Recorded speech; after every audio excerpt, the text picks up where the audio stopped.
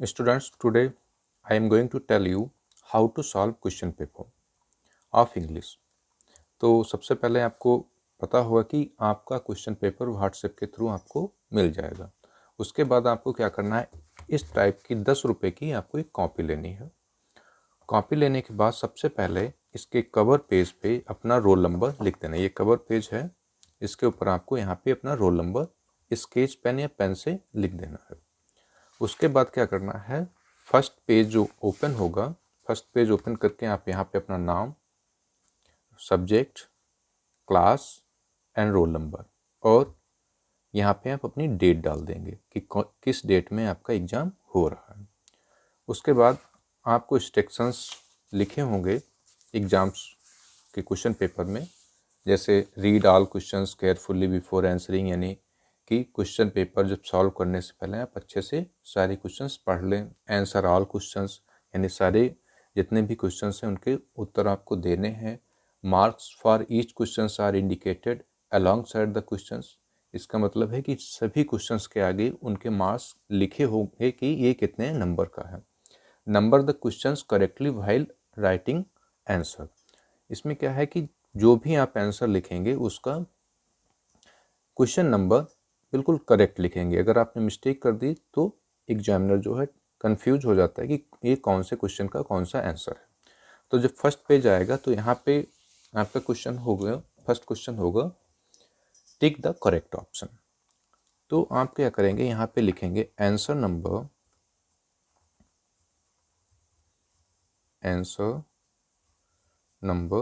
1। अब answer number 1 लिखने के बाद उसमें होंगे ABCDE 5 क्वेश्चंस होंगे टिक द करेक्ट ऑप्शन में। आप यहाँ पे लिखेंगे ए लिखने के बाद जो भी उसका सही ऑप्शन है आप यहाँ पे उसका ऑप्शन लिख देंगे।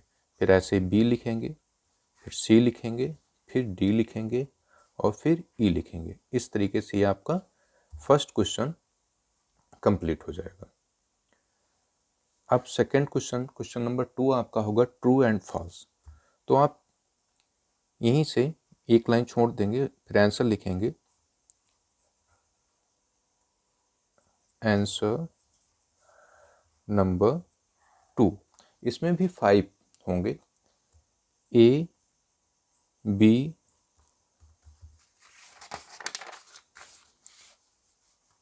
C D E 5। ये 10 मार्क्स के होंगे, ये भी 10 यानी 2 मार्क्स का एक होगा और ये भी 2 मार्क्स का एक होगा, तो ये 10 मार्क्स का हो जाएगा। तो इसमें क्या है, ट्रू फॉल्स। अब पहला स्टेटमेंट आप पढ़ेंगे, अगर आपको लगता है ये ट्रू है तो आप यहाँ पे ट्रू लिख देंगे, अगर आपको लगता है फॉल्स है तो यहाँ पे फॉल्स लिख देंगे। पूरा स्टेटमेंट आप कॉपी नहीं करेंगे, सिर्फ लिख देंगे ट्रू, या बी का फॉल्स है तो फॉल्स, ऐसे सी का अगर ट्रू है तो आप ट्रू लिख देंगे, फॉल्स है तो फॉल्स। इस तरीके से आप क्वेश्चन नंबर 2 करेंगे। फिर एक लाइन छोड़ देंगे आप, फिर लिखेंगे आंसर नंबर 3।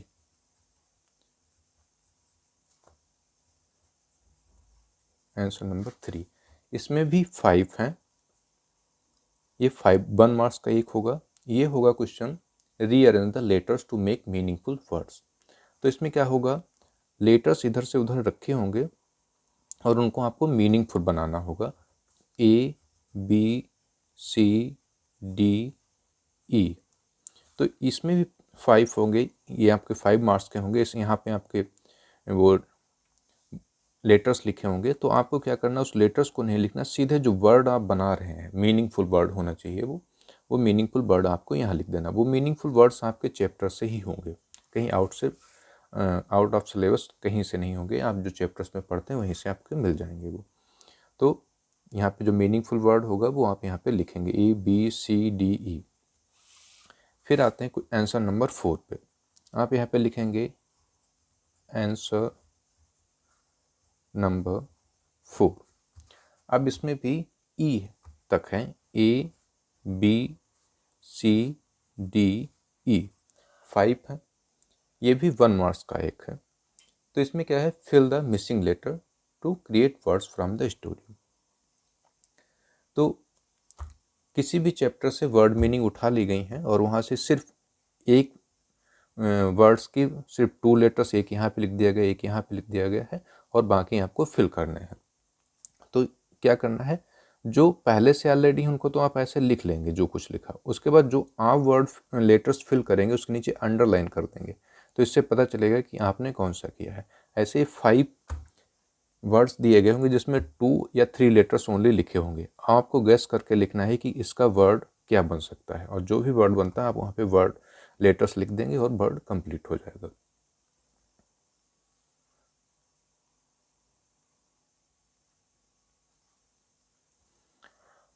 इन वर्ड्स को कंप्लीट करने के लिए आपको नीचे क्लू दिए गए होंगे, उस क्लू की हिंट से आप वर्ड्स को कंप्लीट करेंगे। फिर आते हैं क्वेश्चन नंबर 5। तो यहाँ पे आप लिखेंगे आंसर नंबर, यहीं पे आप लिख देंगे एक लाइन छोड़ के आंसर नंबर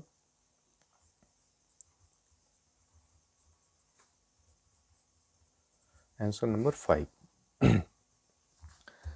फिर यहाँ पर होंगे आपके कुल 10 वर्ड्स, जो इसमें एक वर्ड होगा जिसमें स्पेलिंग सही लिखी होगी और एक में स्पेलिंग गलत लिखी होगी। तो आपको क्या करना है, उस सही वाली स्पेलिंग को सर्कल कर देना है। तो यहाँ पे होंगे A B,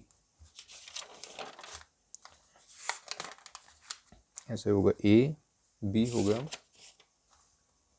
A B and C, ऐसे होगा C D। जो करेक्ट है उसको सर्कल कर देना या लिख देना आपको, E F G H I and J। ये होंगे आपके टोटल 10, ये हाफ मार्क्स का होगा, आधे नंबर का एक होगा। फिर आते हैं आंसर नंबर 6। आंसर नंबर 6 में यहाँ पे आप लिखेंगे आंसर नंबर 6। आंसर नंबर 6 में 5 होंगे A B C D E। अब इसमें मैचिंग द वर्ड्स होंगे, तो मीनिंग भी हो सकता है या चैप्टर से रिलेटेड कोई भी हो सकता है मैचिंग। तो आपको ऐसे ड्रॉ नहीं करनी है, लाइंस मैच नहीं करनी, उसके आगे एक बॉक्स बना होगा या बना लेंगे आप बॉक्स ऐसे करके, जैसे ए ऐसे करके बॉक्स होंगे,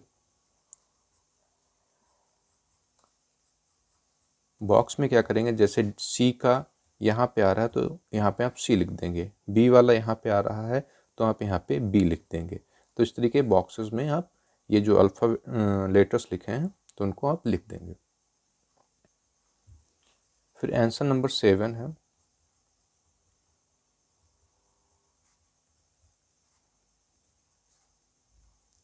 इसमें आपको क्या करना है, इसमें एक पोइम पूछी जाएगी आपसे, आपकी बुक से कोई भी आप पोएम लिखेंगे 8 लाइन्स की, तो यहाँ पे आप सीधे 8 लाइन्स आप सीधे पोएम लिखना शुरू कर देंगे। आपकी बुक से कोई भी एक पोएम पूछी जा सकती है, तो आप यहाँ पे पूरी पोएम लिख देंगे 8 लाइन की, 1 लाइन 2 लाइन 3 लाइन 4 5 6 7 8।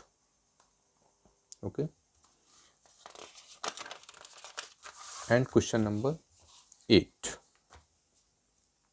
तो यहाँ पे लिखेंगे आंसर नंबर 8। इसमें क्या होंगे, read the sentences and answer the questions. तो इसमें एक सेंटेंस दे दिया गया जाएगा और उससे रिलेटेड 3 क्वेश्चंस आपसे पूछे जाएंगे। ठीक, जब 3 क्वेश्चंस आपसे पूछे जाएंगे तो उनके आंसर आपको उस सेंटेंस को ध्यान में रख के ही देना है। तो आंसर नंबर 8 का ए अगर है तो ए यहाँ पे लिखेंगे, आंसर 1 यहाँ पे हो जाएगा, 2 यहाँ पे हो जाएगा, 3 यहाँ पे हो जाएगा। फिर दूसरा लिखेंगे, दूसरा सेंटेंस होगा तो वहाँ पर आंसर नंबर 8 बी लिख देंगे यहाँ पे, और 1 2 3 आंसर यहाँ पे ऐसे हो जाएंगे। ये टोटल होंगे 6 मार्क्स का, ये होगा 6 मार्क्स के ये होंगे। फिर होगा आंसर नंबर 9।